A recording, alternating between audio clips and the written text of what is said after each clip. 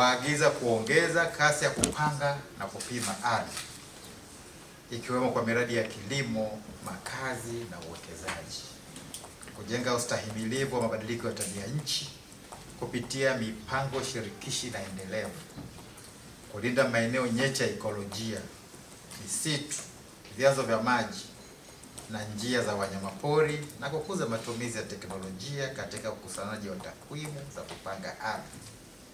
Labda hapo na sisi pia tunaingia kama wizara, katibu mkuu, hii teknolojia ya kisasa na wewe pia unahusika. Ninaamini kuwa ushauri wenu utakuwa muhimili wa kuimarisha sera, miongozo na taratibu zinazohusu matumizi ya ardhi hapa nchini. Mkurugenzi mkuu ameongea hapa maneno yake mazuri sana kwenye utangulizi wake, na nimefurahishwa kuwa umesema mtasimamia na kuratibu matumizi ya ardhi ili kuondoa migongano ya matumizi ya ardhi.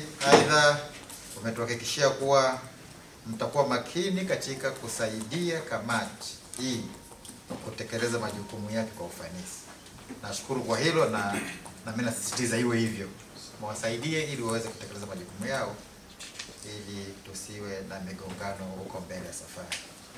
Kwa maana nyingine, waziri ana imani kubwa na kazi za tume, kwamba kwa sehemu kubwa mtakwenda kuisaidia wizara, na hasa migogoro ya vijijini, na hasa ile migogoro ya wakulima na wafugaji, ambayo hata hivyo Mheshimiwa Waziri nikiri kwamba imepungua tofauti na ilivyokuwa miaka ya zamani. Tulikuwa tuna kesi nyingi sana za migogoro, lakini kwa sasa hivi kwa sehemu kubwa imepungua, lakini bado haijaisha.